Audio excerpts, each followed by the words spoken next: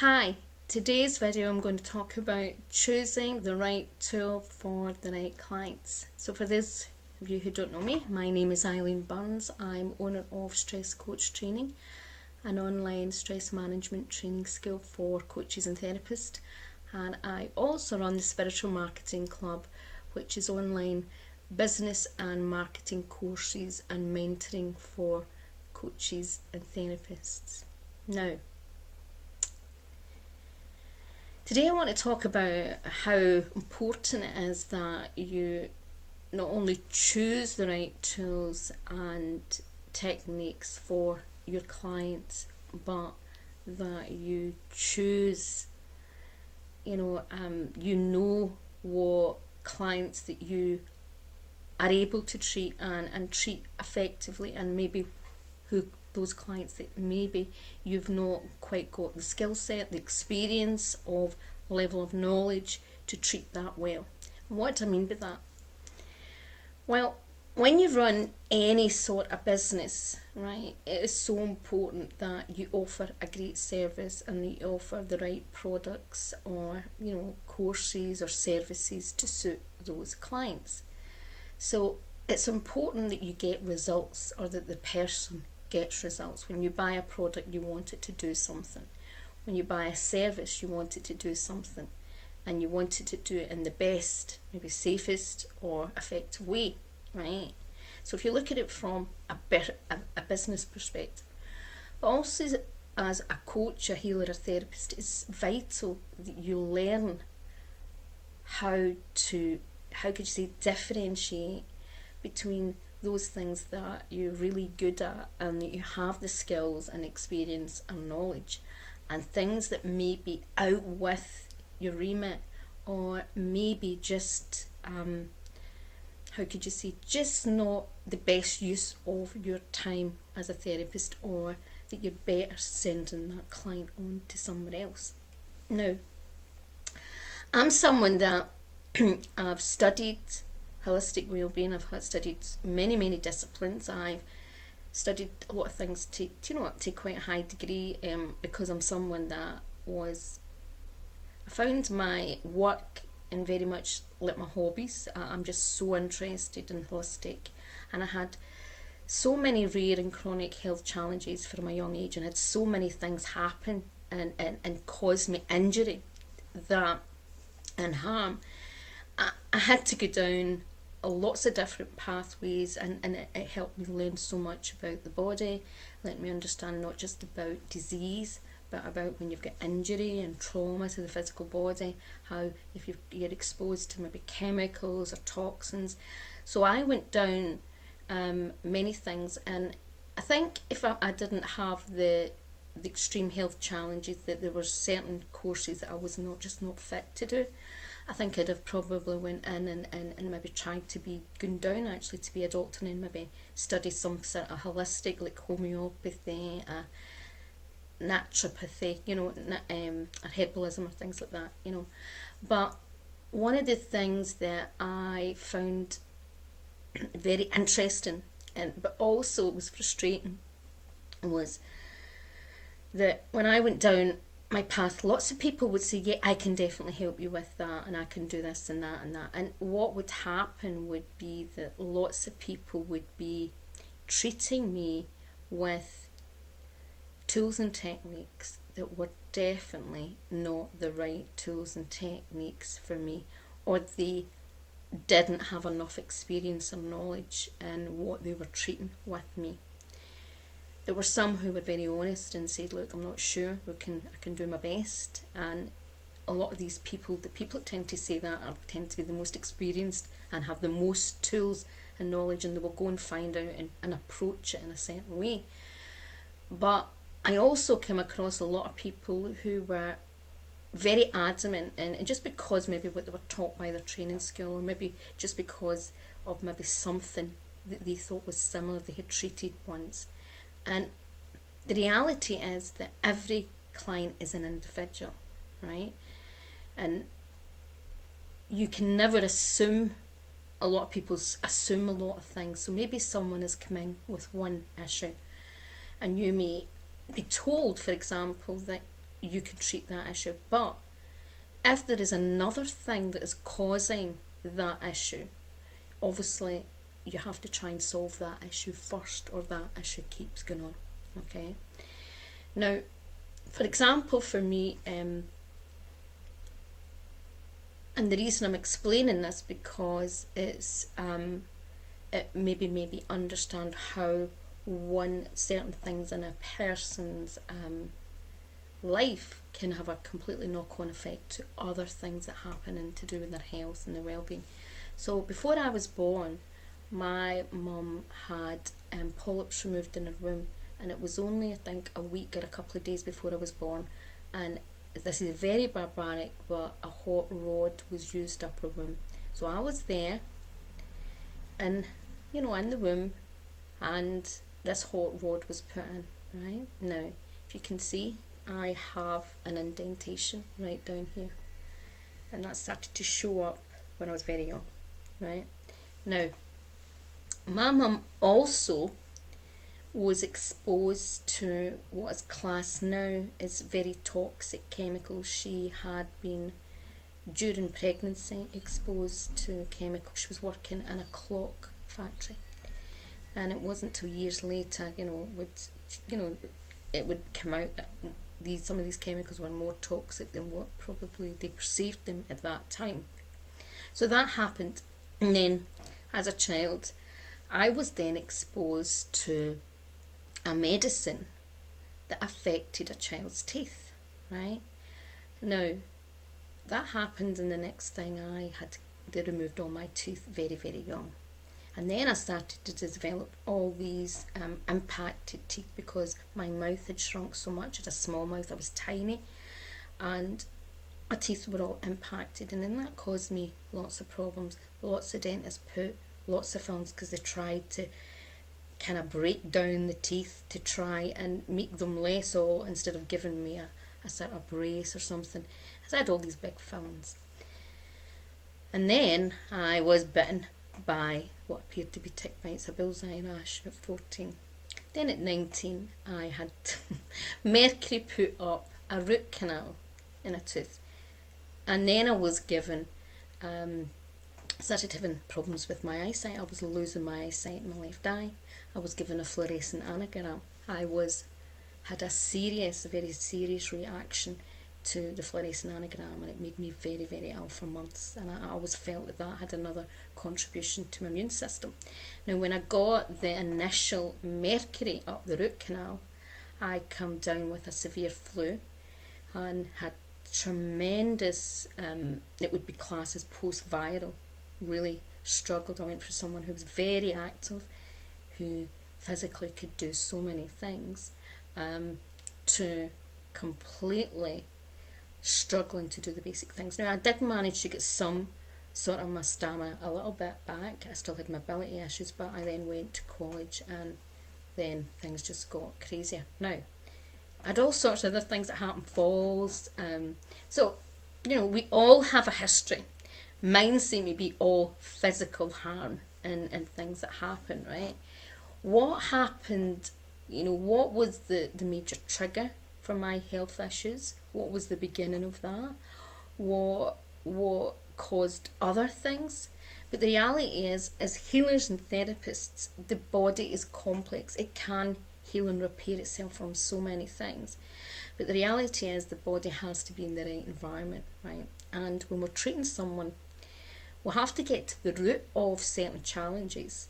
But sometimes there's other things that the body does to balance itself out. And one of the things that for me was that it took a practitioner that I worked with, a very clever man who'd been a doctor many years ago, to discover, couldn't figure out something with me to do with my polarity, right? So he's a kinesiologist. He had studied Chinese medicine, energy medicine, all sorts of things, and he would keep correcting. He would try and correct my polarity, so it would go round, but my polarity kept going in the figure eight.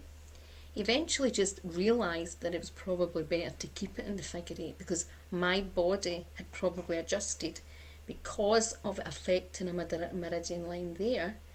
And they said, well, unless, we can build you out and create a meridian line there. So he decided that there were certain things, and it was really strange. Lots of magnets went bizarre on me, like magnets. And, it's getting the right type of magnets. But I remember having all sorts of experiences where people saying, these magnets help and increase the energy, and when some of the conditions you've got, it really can help. And I nearly collapsed with the magnet. And when they done kinesiology, it was so bad for me. The magnets really what made me ill, and they were shocked. They couldn't believe it. Normally, when they put this type of magnet on someone, the person energy levels would go up, their vitality would go up, and it's so important as therapists that we look at as clients as individuals, right?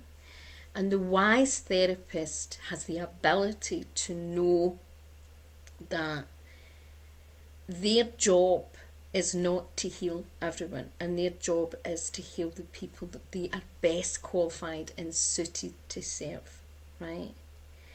But when you get in your ego and you try and force a tool or technique or someone, or you try and make it, it's like trying to fit a square peg into a round hole. And I'll give you an example.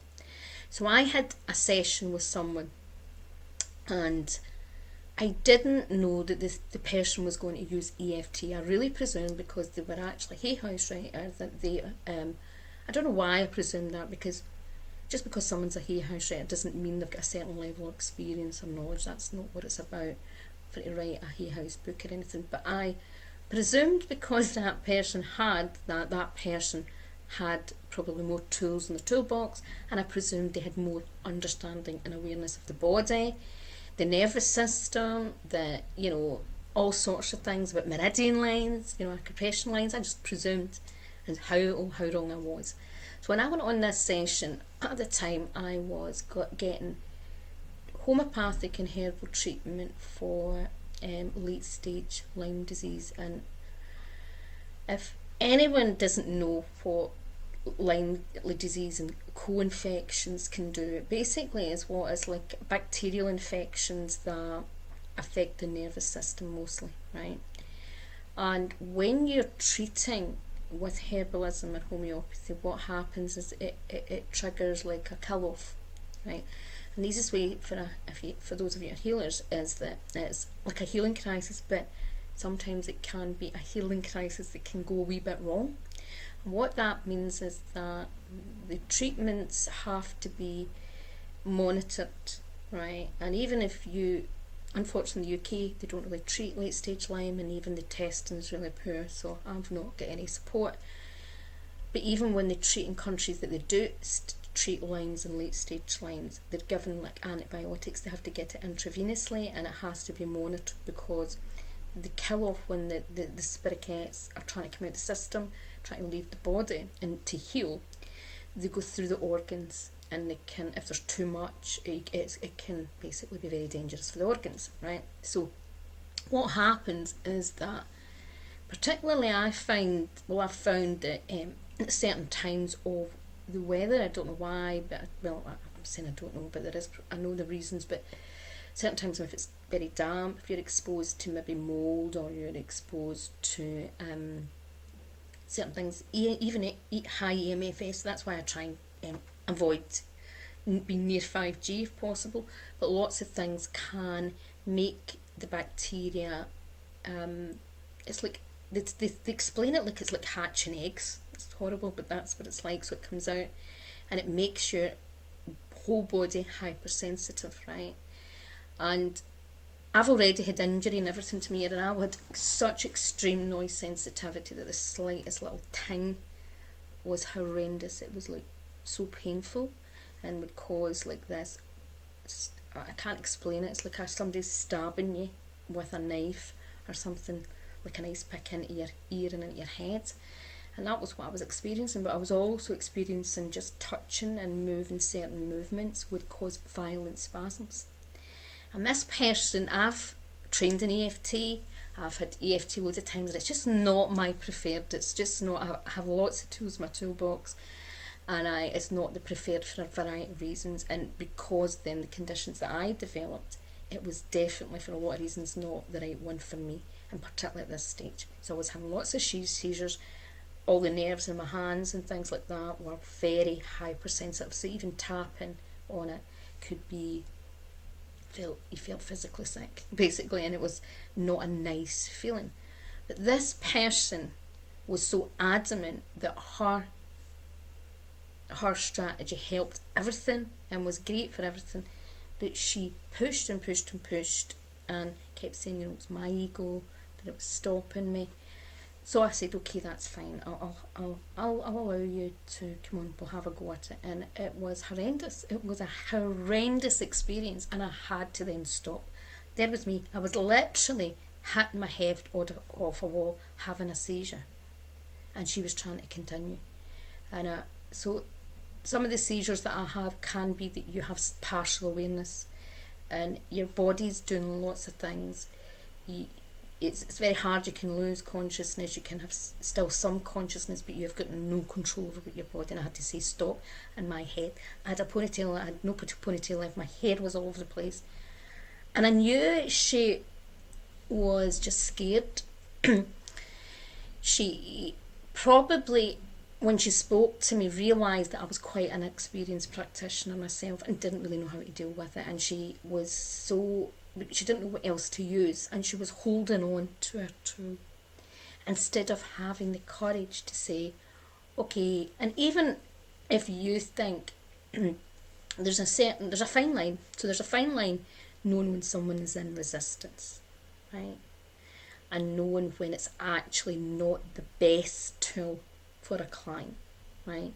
Knowing when that client would do much better, I mean, and there's a fine line in being able to listen to why.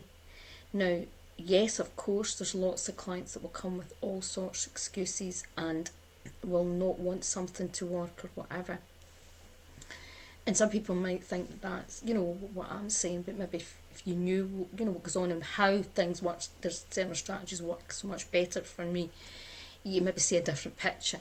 But the reality was that person was stuck, and that person had limited awareness, limited tools, and she had a fantastic tool and fantastic experience for certain people, but not for me, right?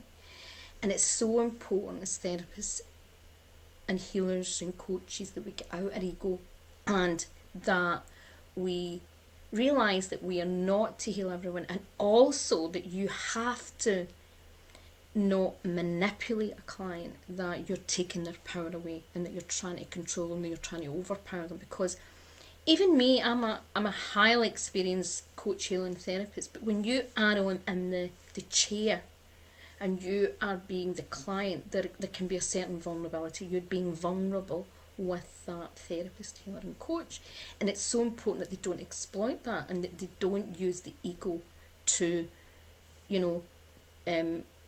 how can you say, manipulate that or to control the situation just to their end. And it's never, it's not something that's meant. We all have wound, and we all have the wounded healer in us, right? And the wounded healer can trigger this aspect of being the rescuer, being the fixer, and all sorts of things. And sometimes also when a healer therapist coach is working with another healer therapist coach, the ego can come in with both, and that can rub against, and of course, the ego. But the wiser therapist, healer and coach will be more, let's try it and see, okay, if it doesn't, we'll stop right away, and doesn't take it personally.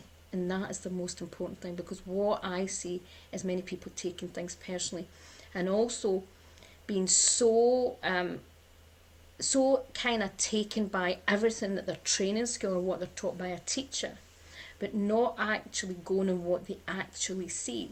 So when they're taught that, I've had so many, forms of therapy, and people say, but it helps with this, but they were told, but they've never seen any evidence or seen it actually. And then they'll say, oh, actually, it's not really good for that, is it? Just because they start to understand something a little bit better. Like, I studied so many different holistic therapies, and yeah, I was taught at college, I was taught, in a mostly safe and effective way. So we were taught certain conditions. There was lots of things that I was not allowed to get. And I used to be peeved off. I wasn't allowed to get Indian head massage because of my neurological and my condition. But that was actually a college that was teaching safe and effective practice, right? But I also realised, even though I loved doing Indian head massage, I was crap at it. I just didn't have the stamina to keep doing it, and it was something that I gave up. But I also realised that even though it was useful for many things, there was lots of things that we can say can help, but it would maybe help someone 1, 2 or 5%. I don't want to be working on a client that I'm only helping the 1, 2%.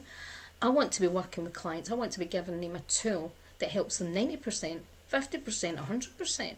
I don't want to be using a tool that only gives them 2 days release. I want to be using the most effective tools. So this is when it's really important from a business perspective that you focus on, if you want to work with certain clients with certain issues, you get the right tools and training.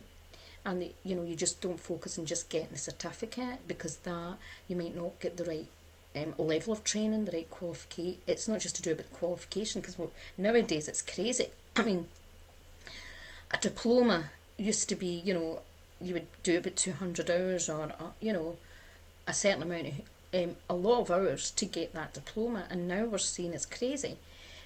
Courses just giving out diplomas, and they're not worth the paper they're written on. And we're in a situation where most people that are new to the coaching, healing and therapy industry has no clue, has no understanding of the difference between different courses and different teachers and the level, and how many things can be harmful, and how important safe effective practice is, and how many things that they don't consider and they don't think about. And for me, this is why it's so important that you know who you are most qualified and suitable to treat, but also that when you're working, that you focus in your marketing and your business and a certain type of clientele. And if you do get them, then you can discuss with them. That you can always say, I'm not sure, but I'll try and help, or I'll refer you on. Now the reality is, your clients deserve to get the right product and service, and you deserve the right sort of business model. You deserve to work with the right clients. So when you know where your level of expertise, where it starts, where it begins, and maybe where it ends, you then can shape a business around your greatest assets, not your greatest weaknesses. And that's what being an effective therapist, healer and coach is all about. Okay, have a wonderful day. Bye for now.